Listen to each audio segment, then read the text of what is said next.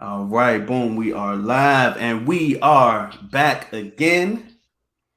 It is your friendly neighborhood film watchers. We are Frankly Football. I am your humble host, Brandon, and I got my main man, Set It Off, Chris, with me. How you feeling tonight, Chris? Good night, man. We were supposed to try to get this on Tuesday, man, but being a small business owner, things getting away. We were getting ready to go on. I sat at the table and I said, man, I ain't gonna be able to get B 100%. And I'm so thankful and gracious to you and the family for letting us push our day a little bit, man. We wanted to bring some guys on, but I know guys got midweek stuff going on. But I'm glad we get the chance to kick it together, bro. Definitely excited about that. Of course, man. Of course, man. Um, so Chris, we had a lot of things happen. A couple things that made our turkey taste a little better. Oh, Made yeah, yeah, made man, made, yeah. made that late night drink just hit a little bit stronger. You feel me? Poured a little extra in the cup when we did it. Exactly, Chris. Exactly.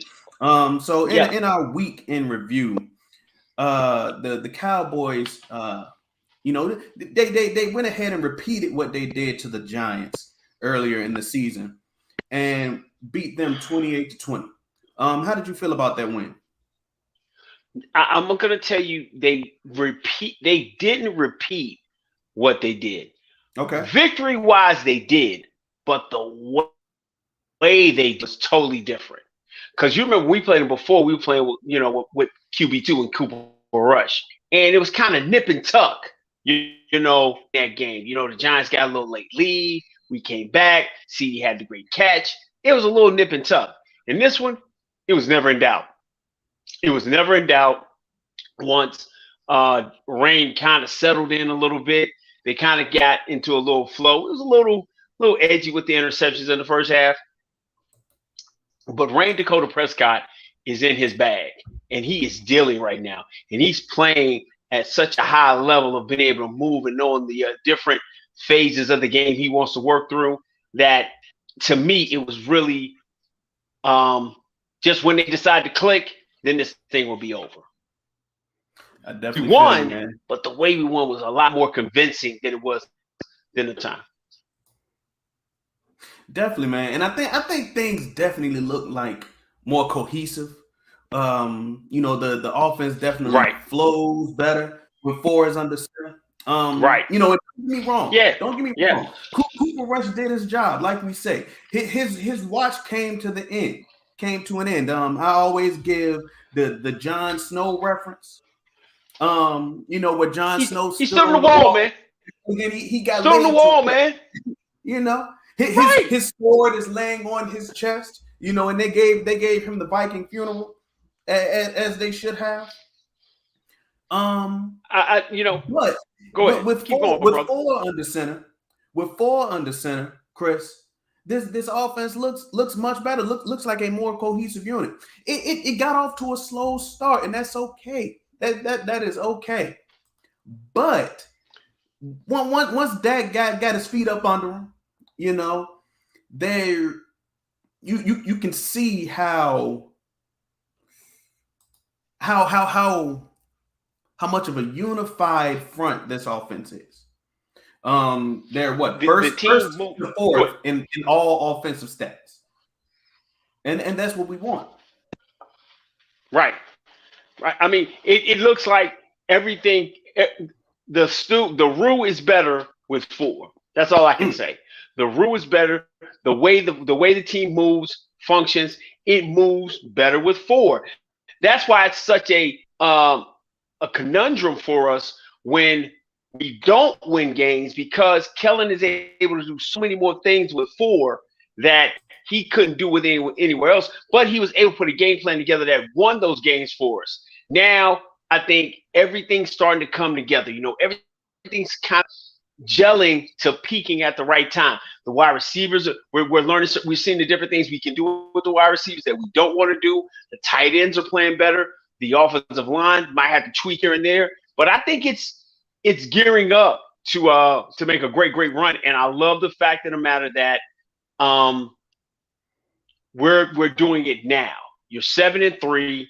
You've got three really good football games to kind of fine tune some stuff before we go into this 7-game playoff run. That's how I see it. Absolutely, man. Absolutely. So let's talk about this, man. How do you feel about being 7-3 compared to I guess where we are moving forward? Because we have some changes that we're obviously looking to make. We made some moves. Some players got released. Obviously, right. To make some room. Tyron Smith is coming back. To the chagrin of some, which means that Tyler Smith could be kicked inside. Do you think that is kind of like fixing what ain't broke? Well, how do you feel? Well, I want to look back compared to last year this time to now. I'm elated. I'm overjoyed because last year this time I was coming off 2 straight losses. I was coming off. I just lost to Denver. Then I had that. I had a kind of win. Then I lost 2 back-to-back. I lost 1 to Kansas City, and then I turned around and lost that game to the Raiders. So that was a tough stretch for us last year, and we were all up in arms about how we were looking, and what we were going to do. The sky was falling. Now I'm 7-3. Rain's coming back playing well. I'm getting almost the perfect formula mix with Tony Pollard and Ezekiel Elliott, which you have been calling for the last 2 years, of making that thunder and lightning thing look great and being able to help the football team do what it needs to do. You the dude, man. I got to give you props. I love the fact that they're bringing. They have Tyron Smith, Jason Peters, and we can kick Tyler Smith inside. I think that's the best place for him. He can play left guard. He can play left tackle, because when he was drafted, he said, I'm going to be a left side player, and he has been an amazing left side player. But I think his place where he can be an all-pro is at left guard. I've always said that.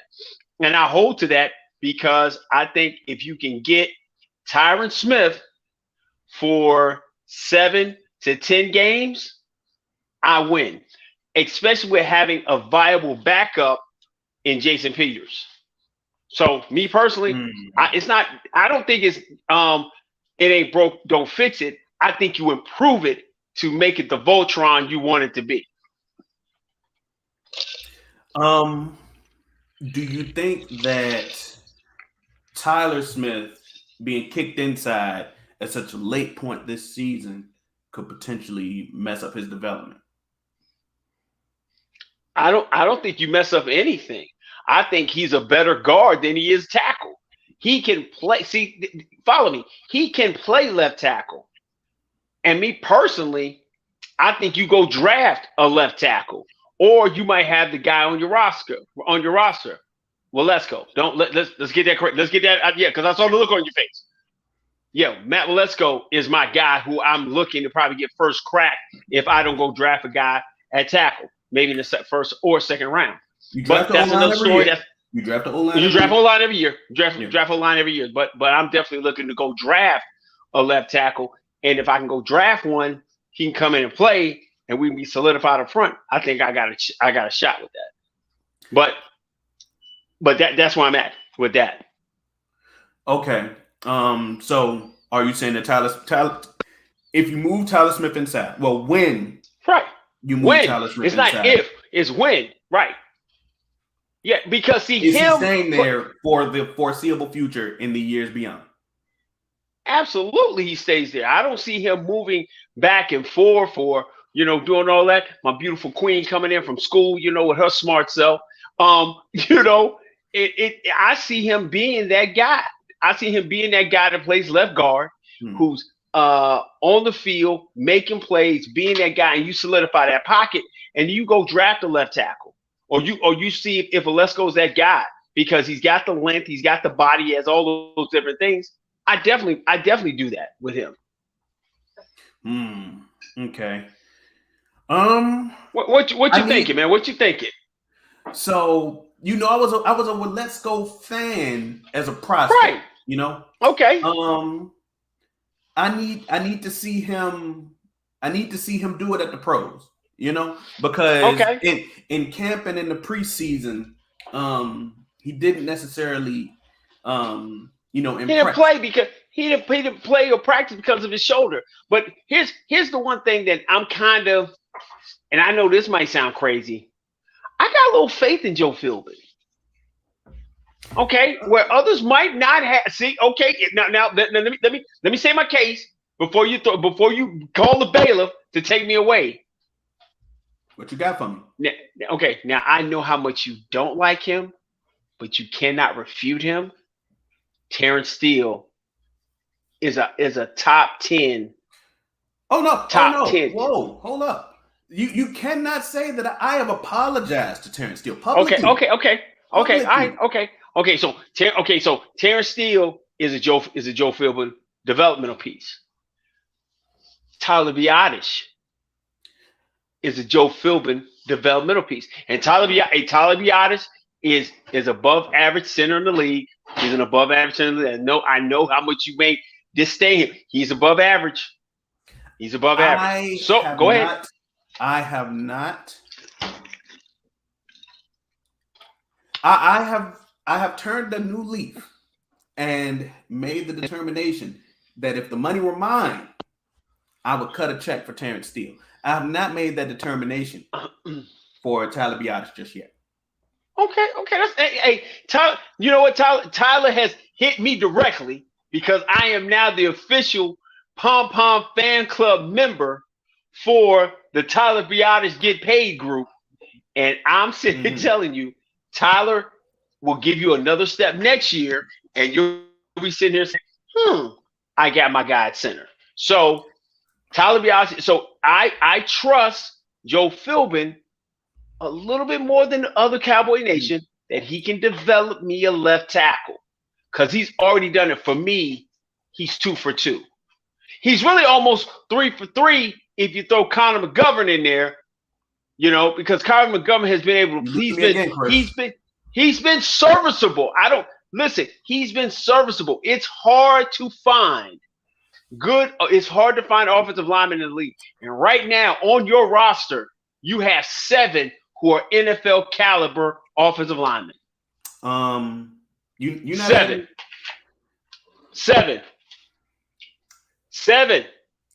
Jason Peters. I was just hoping that you weren't adding Josh Ball into that list. Hey man, why we cussing, man? This is a family show. We 12 minutes in, and you out here cussing. We don't cuss like that on this channel. We frankly football. We about coaching matters. We don't cuss like that. We don't sit up here and holler talking about some goddamn Josh Ball. Come on, man. Chris, I had to make sure. I had to stop you before you went off the bridge. Okay. Hey, man. Listen, man. I'm never careening. I'm never careening off the mountain. With some Josh Ball anything. I'm trying to hear Josh Ball say off the mountain. That's how I feel about Josh Ball. Perfect. Okay. Perfect. So moving. So going back to what we said, moving Tyler inside is going to be it's going to make us to the point where as we're blocking on the right side, as you watch film, you get to all 22 because anybody can do who really wants to find this out. The right side of the offensive line is demolishing people. You bring in Tyler Smith on the inside, combo blocking with Tyler Biotish, and having Jason Peters or Tyron Smith at the left tackle. I think you get that same explosiveness in the run game. Now you get a lot of different things going for Tony and Zeke. Yes. In the run game, and I think that helps out. And I'm glad that you mentioned that. Because it allows Zeke to succeed, because it makes the interior of your offensive lineman much stronger. Because as much as you talk about Connor McGovern, he leaves a lot to be desired. That moving Tyler inside would hopefully shore up a lot of those power runs that Zeke succeeds in.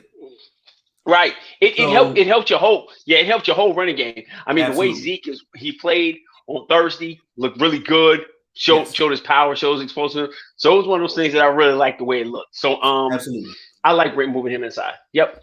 Absolutely. Now, how long Tyron stays healthy? I hope it's for a stretch. I genuinely do. He has to listen, man. I feel like this. with Peters and Smith at the left tackle. You remember like last year when we had DeMonte Casey and Malik Yes. Hooker? Mm-hmm. And what did we say? Hey, it's a 17-game season. Both Mm-hmm. of them kind of nicked up guys. If I can get, at that time, we just wanted to get 7. So if I can get 9 games out of KZ and get 8 games out of Malik Hooker, I'm I good, hear you. right? So my mindset is, I got,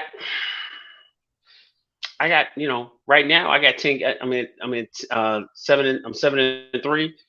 I got 11 games to play.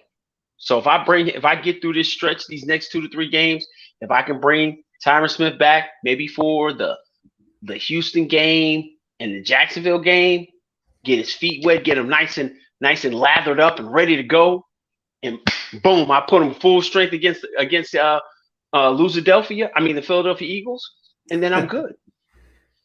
I'm good because go ahead. So Because my mindset is these next 3 games, I need to tweak whatever I need to tweak. If I'm gonna bring Odell in, if I'm gonna bring James Washington, I want to get it tweaked so that when I turn around on Christmas Eve and get that Christmas present I want, when we beat the Eagles, go play Tennessee on a short week, right, and then go play those pesky Wizards, the Wizards of the football world in Washington. I get in playoff mode from the 24th of December until the end of the year. I'm in playoff mode. So these next 3 games are my tune-up games, right? That's how I feel. And I definitely understand that. It gives you. I hate to say easy games because at the end of the day, these guys are pros, and that sets up a real trap game mentality. Yeah, there's no easy games. Absolutely, right.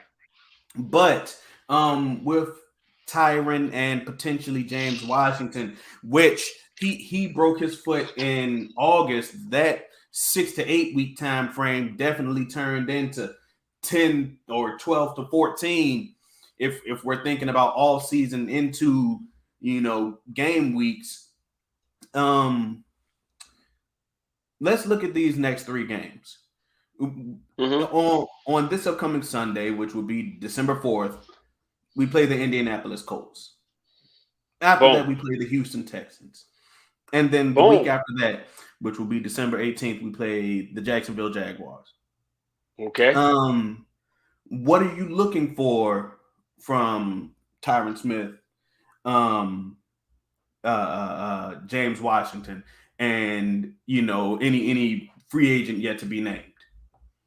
What type of snap count are you looking for? What type of are you looking for high production? What are you looking for from guys to be named later? Well, let's go back to James Washington. Him getting hurt in August, right? And you got September, October, November. Those 12 weeks. I think that's the right type of length for injury of the foot. Going back, when you break that fifth metatarsal, was it like the fifth metatarsal? It's the fifth metatarsal. It's that fifth metatarsal. Why does that haunt us? Hey, man, it's what it is, man. So for me, him taking to get to this point and having that window finally open up for him, I think it's great timing because we watched Dez rush himself back and was never the same. Never the same. He was never the same guy. He was never as explosive. He wasn't that guy because he was trying to hurry back because he signed that contract and he could prove for the team. I think James was able to come in and not have to be the savior. I think that is so critical and crucial for anybody they pick up, be it James Washington or if it be OBJ, that they don't have to come in and be the savior out the gate. They can work themselves in. So if you decide to bring OBJ in and sign him, guess what? He's got a week to get into almost a month before I really, really need him.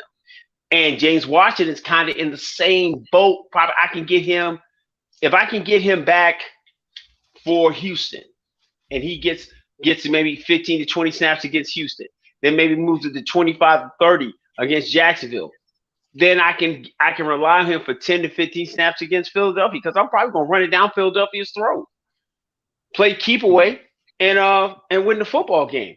I need those guys for the Tennessee Titans and beyond. I can whoop anybody with who I got right now. But as an addition, I need those guys ready to go, be locked and loaded by the time we play the Eagles by Okay. Christmas. So they got 3 weeks. They got 3 weeks. So you talked about receivers. Let's talk about Tyron Smith. If he were to come in and be active today, what type of snap count are you looking for from an offensive lineman? Obviously, linemen are not ones to come out in the middle of a game. What are you looking for? Well, see, I used to think that linemen didn't come out, but I've watched the Cowboys rotate left tackle, left guard. I've watched them last year rotate right tackles. So I think for a player like Tyron Smith, who doesn't need a lot of practice, all Tyron Smith needs to do is walk in and be Tyron Smith. So I'm looking for him to probably give us, maybe first game, maybe 10 snaps, 15 quality snaps, get a lather up, I still got Jason Peters sitting on the sideline who's been coming in sparingly anyway. So I start Peters, right? And then I bring in Tyron maybe 10 to 15. Then I bring Peters back and I finish the game.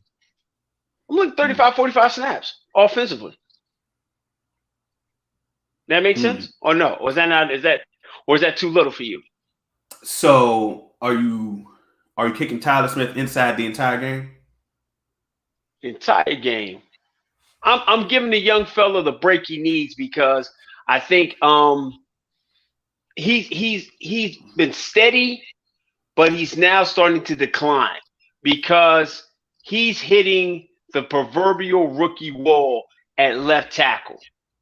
And I think the reps and strength and endurance he's going to need, he's not going to get that until March, April of this year when he's kicking it with Duke Merriweather and becoming that monster that he needs to be an all-pro at left tackle or left guard for me. Okay. Okay, so once again, hypothetically, if Tyron's back, are you trying to by the second or third game of this easier stretch of games, are you trying to upgrade him to a half before you get to Philadelphia, where he could hopefully play a full game? Because you, I want him by the way that you're speaking, you're looking at this as almost a stretch of preseason games. That's what you're describing to me.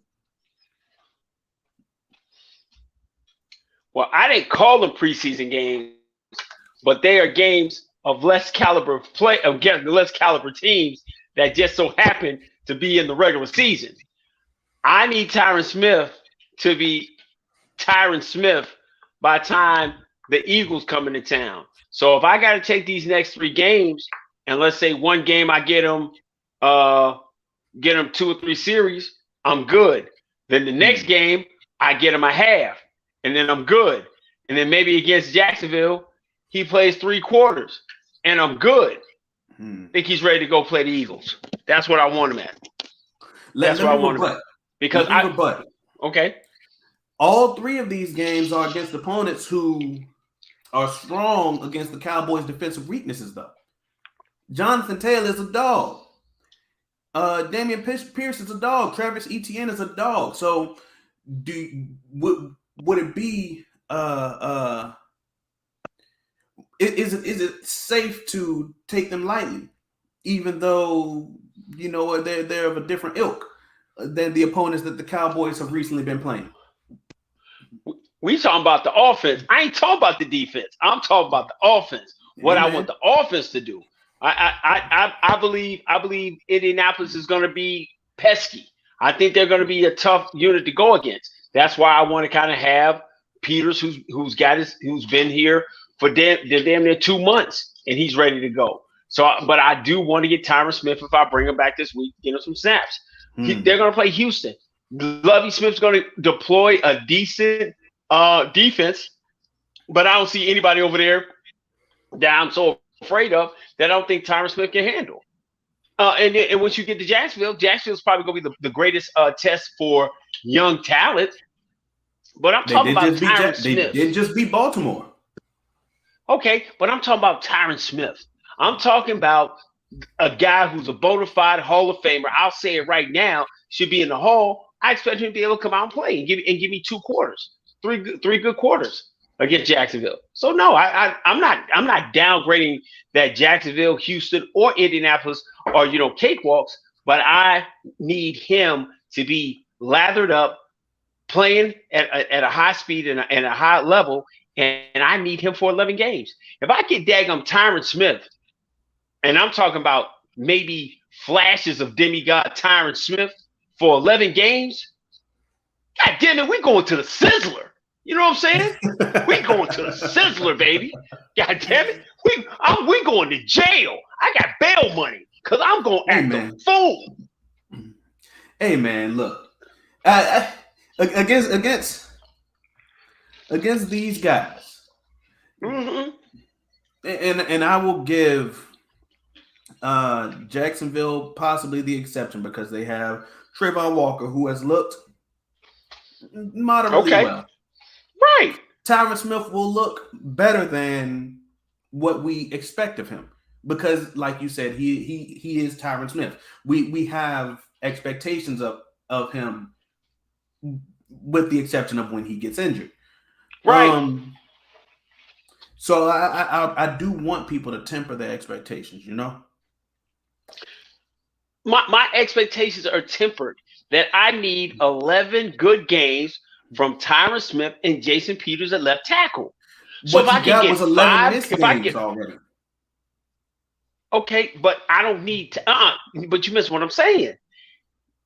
I'm saying Tyron last year gave me 6 amazing games last year. Mm-hmm. Those first 6 games of the season, he was demigod Tyron Smith. He was him. So he was him. Yes. So if I can get 6 more, right, coupled with a 40-year KG veteran Jason Peters, right? Mm-hmm. I don't look good in orange, right? I don't look good in orange, but I'm gonna be in orange. You know what I'm saying? I'm going to jail. You know what I'm saying? If we because those 11 games get me the Super Bowl, man. Those 11 games get me back to 1994, 1995. That get me with I had all this was black. All this was black. It was no gray, no hint of it. No children. None of that. Bruh, that's what I'm looking for. You feel me? So I need 11 games from that. And if I can get that 11 games with that offensive line being cohesive, Rain playing the way he's playing, and even if I don't add OBJ, even if I don't get a great addition from James Washington, I can win the Super Bowl constructed as I am right now offensively. That's how I feel. Barring injury, I can win the Super Bowl. Not barring injury. Yeah, the injuries are the great equalizer when it comes to a lot of things, of course. Right, but I'm saying if I don't add another outside threat, those 3 tight ends, my quarterback, my 2 running backs, and even with Malik Davis and my offensive line upgraded with either Jason Peters and Tyron Smith, I can get to the Super Bowl right now. Mm-hmm. So that's how I feel. Okay. Well, let's talk about this next because you did bring them up. Obviously, the Cowboys have been courting Odell Beckham over the last 2-ish, maybe 3-ish weeks. Okay. How does he potentially change this receiver room? He gives you an upgrade of let me put it this way. Day one, he may show you an upgrade. We've been waiting for Michael Gallup to become Michael Gallup off of this ACL. And this is what I said the whole time. I didn't think Michael Gallup was going to be Michael Gallup until December. And he's finally starting to show you glimpses of being MG13. Little bit. Glimpses, right? So I have tempered my expectation of what adding OBJ does. But I know this might sound crazy. I think James Washington coming back is a slightly better upgrade than OBJ being signed to the football team. Talk to me. Why is that? Because let's go. Go ahead. Here's the thing. We were talking about James Washington not even making this team in the offseason. Why is it now? Yeah. No. Chris, you can pull our own receipts, Chris. Our own receipts. Pulling this roster together. We talked about James Washington not even potentially making this team. Now he's a possibly better addition than Odell Beckham, and he comes back healthy. Why is that?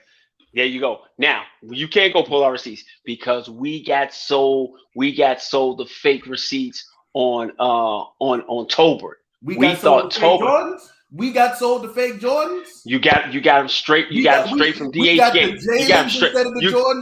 You got them straight from DH Gate on Jalen Tolbert. Talk to me. Yeah, you got it. Because we were thinking, oh, he's working in the backyard. Oh, he gonna be that guy. He gonna be that guy to come in and be, hey man, we don't need James Washington. He been in the backyard. He been in the backyard. He stayed in the backyard. He ain't came out the backyard.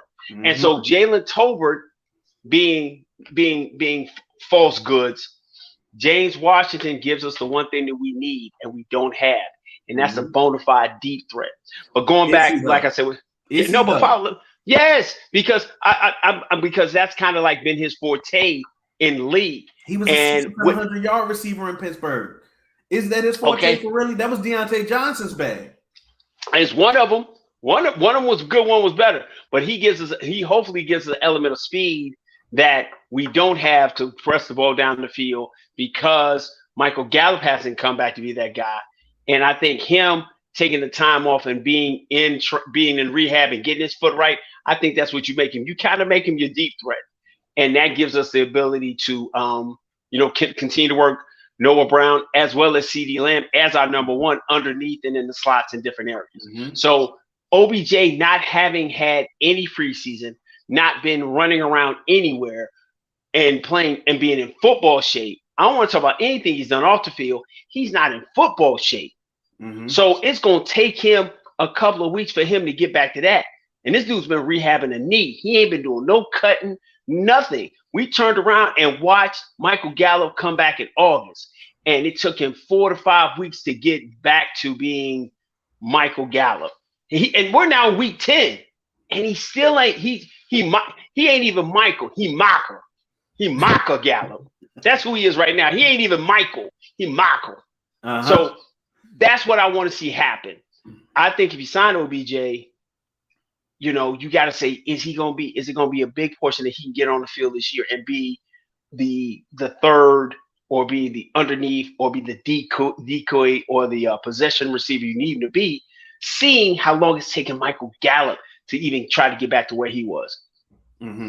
So that's why I think James Washington coming back and just having a role of being the non-route runner, the deep threat guy, to run the stuff down the field. That's what I see him being.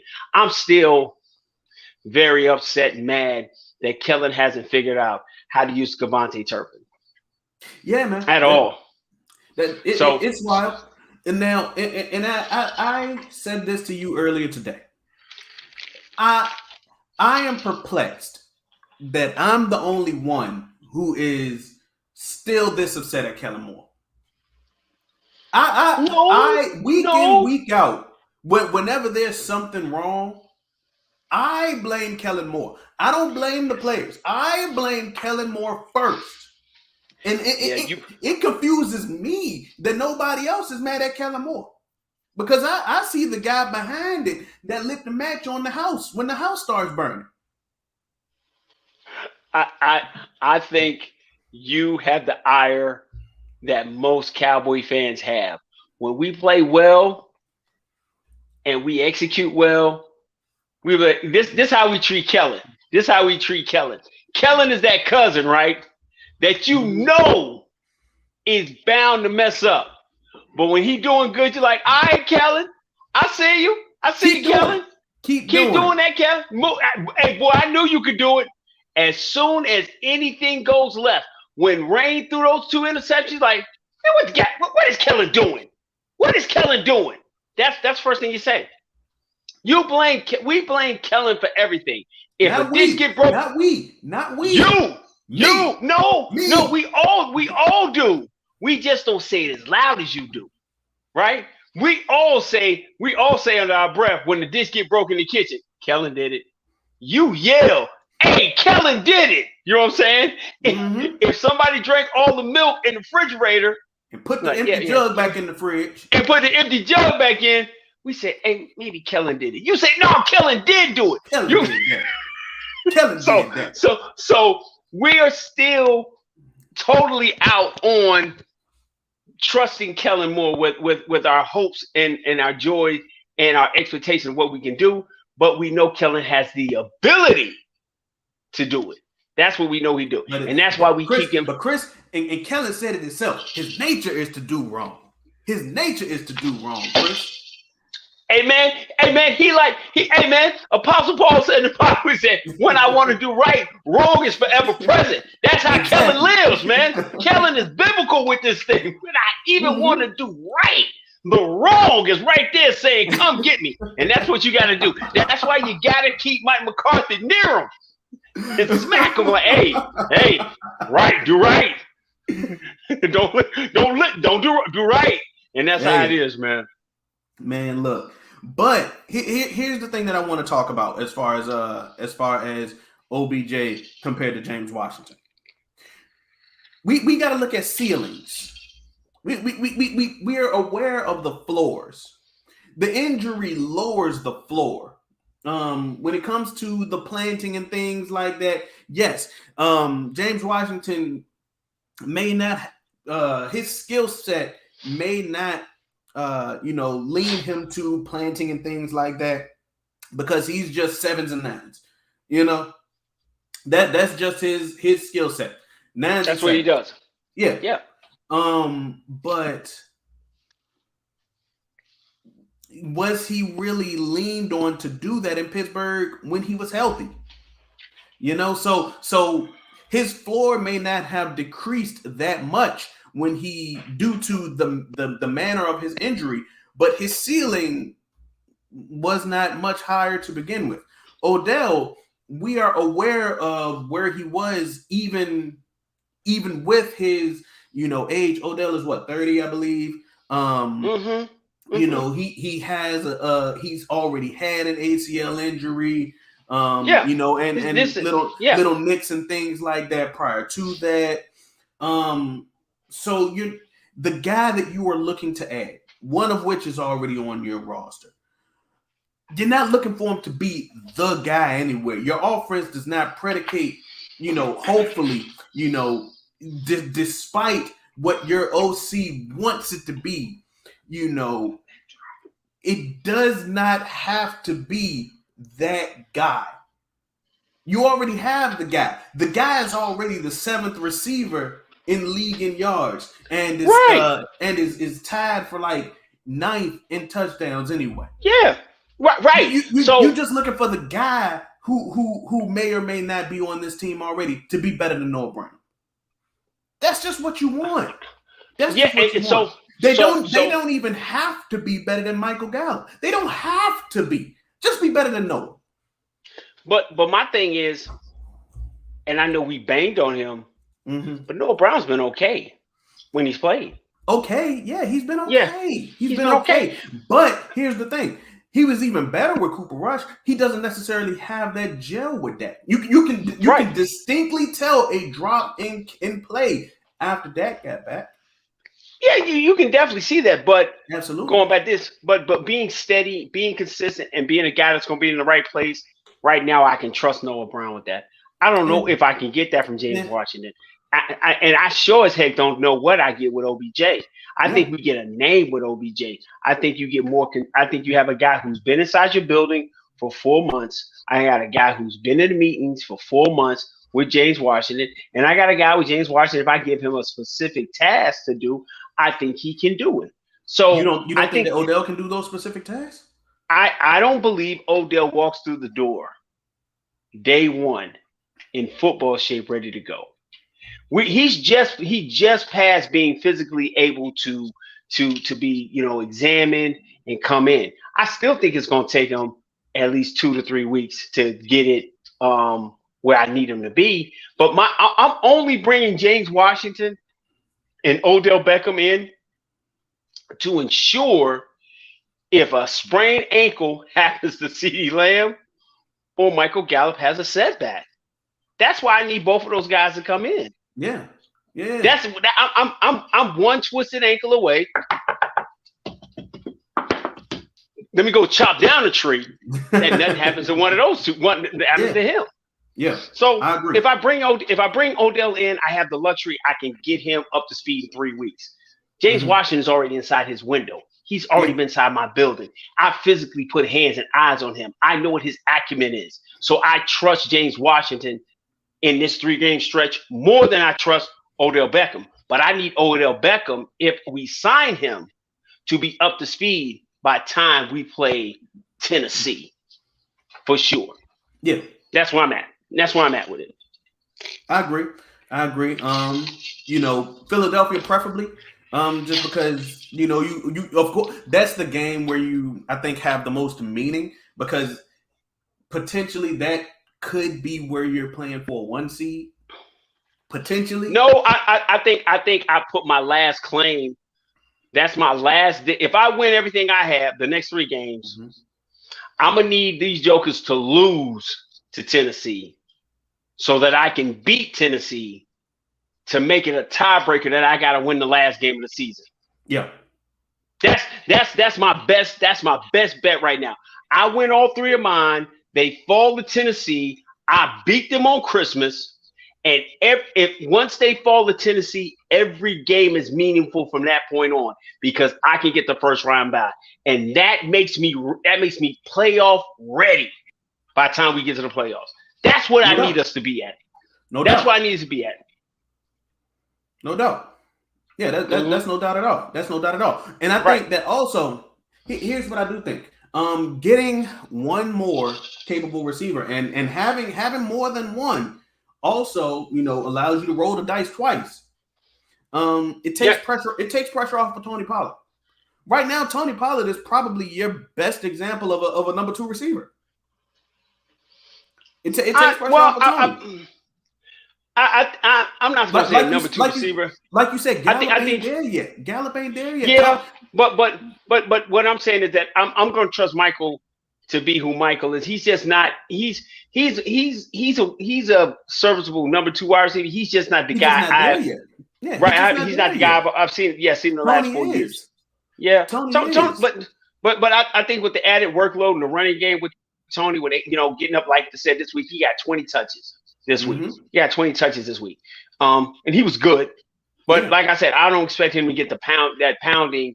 I think he can be the guy he was against Chicago and against Minnesota, as long as I've got Zeke getting that heavy load out the backfield doing what he does. So I'm with that. Yeah, I'm with that. And provided you get a guy, provided you either get Gallup to where he needs to be, or I'm not going to say get Gallup, provided Gallup gets where he needs to be, but that's only going to that's only going to come with time. That's going to come with time and his continued rehab, or one of these guys, whether it is James Washington or a free agent to be named later, comes in and contributes. You're gonna have to lean on Pollard in that air game, which forcing the team to lean on him, it limits. You know what I'm saying? Meaning that if you know that you have to throw the ball to Tony, you have to split Tony out wide, means that you can't be as versatile with him. Do you understand what I'm saying? But I think that does help his versatility. I think, listen, we just want the ball in Tony's hands. Yes. My problem is you can use Tony the way you're doing, but I think you've got a viable option that you haven't even used yet. I think you got to find out if Kevontae Turpin can be a screen guy or somebody you can bring in on the offensive play 4 or 5. We've been banging the table for Tony to get 8, 15 to 20 touches. Boom, we finally got it. Well, let's start banging the table for 5 to 7 touches for Kevontae Turpin. I would love in it. the open I would love it field. if it would happen. Right. But that's what I guess they got to listen to us eventually. So I guess we got to keep broadcasting it. And other Cowboy YouTubers got to keep saying, get Kevontae Turpin 5 to 7 touches in a game outside of punt returns. Yeah. That's what I need. So here's what I was kind of thinking about that. I actually looked this up yesterday because, I was thinking about it, Kevontae Turpin was the MVP and leading receiver in the USFL. Was that USFL? Yeah, he was the USFL. Yeah. Because the XFL is the league now. He in the USFL. He led that league with like 500 yards.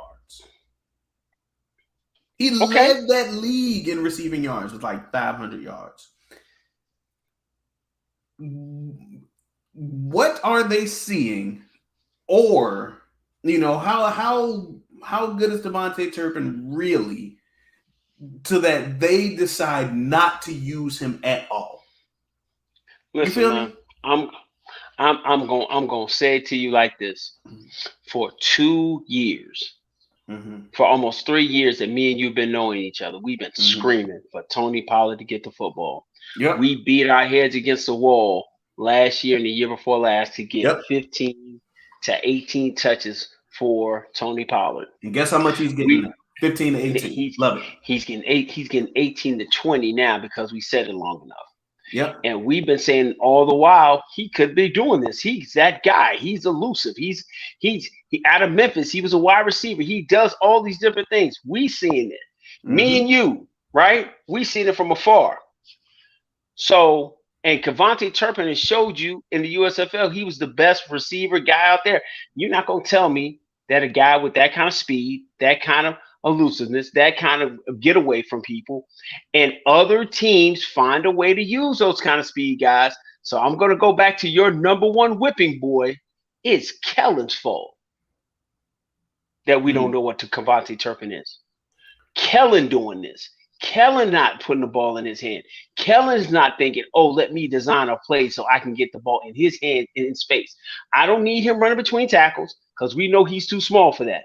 But I get him one-on-one with a linebacker in space, he's winning. I get him one-on-one with a big corner in space, he's winning. So I'm blaming Kellen.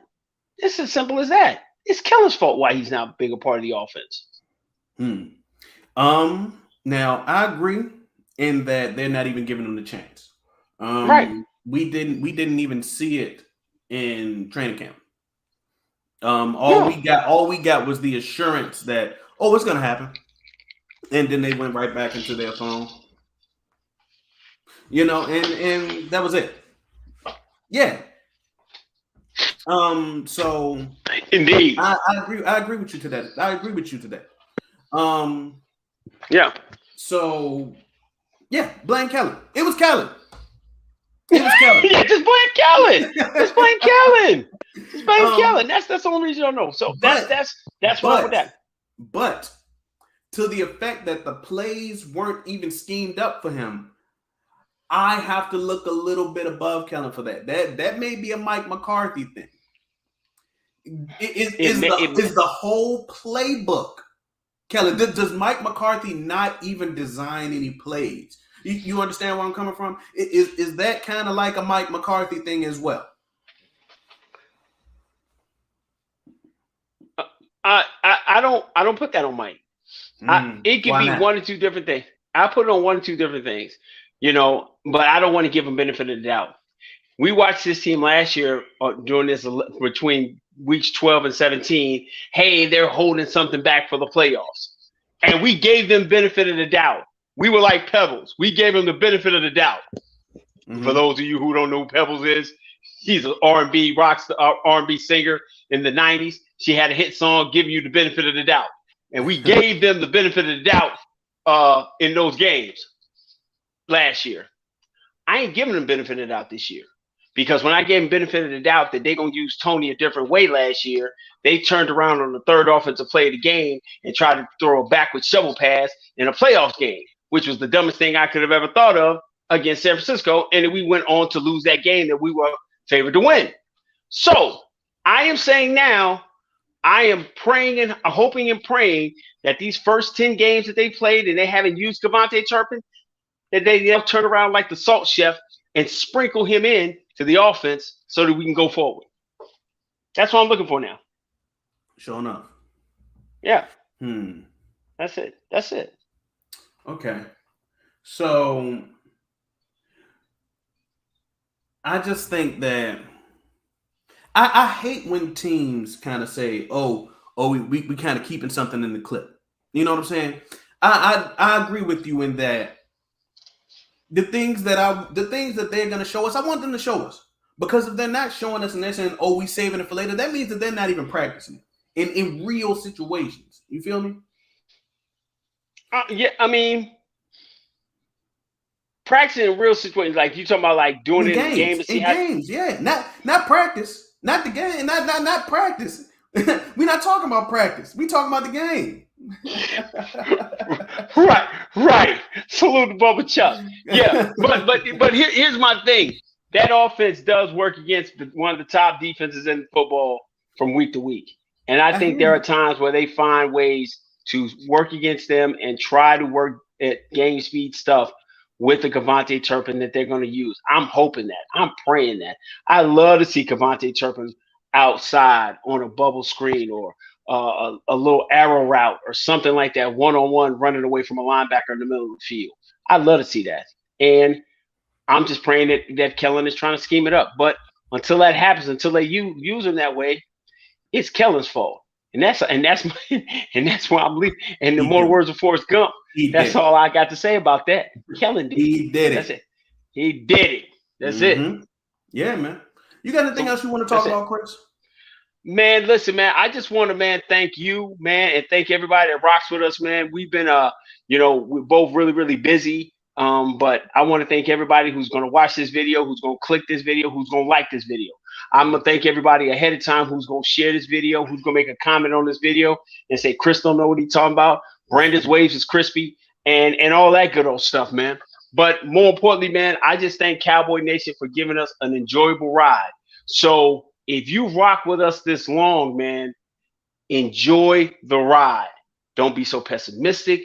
Don't get so down when stuff happens. Don't just lose your mind. Enjoy the ride. This is a week-to-week season, and so we're going to go in here. We're going to play the Fighting Jeff Saturdays of the Indianapolis Colts, come away with a dub, and we're going to regroup and do this again, man. We're going to go do this, but we want you to go ahead and interact with us. Hit the comments, share with your friends, talk to your homeboys, watch it again, give us a like, man. That's all I got, bro. That's all I got as always, man. Perfect, man. Perfect. And so to end out, like we all said at the beginning of the video, I am Brandon. That's my guy. Set it off, Chris, and together we make up Frankly Football. And until next time, peace.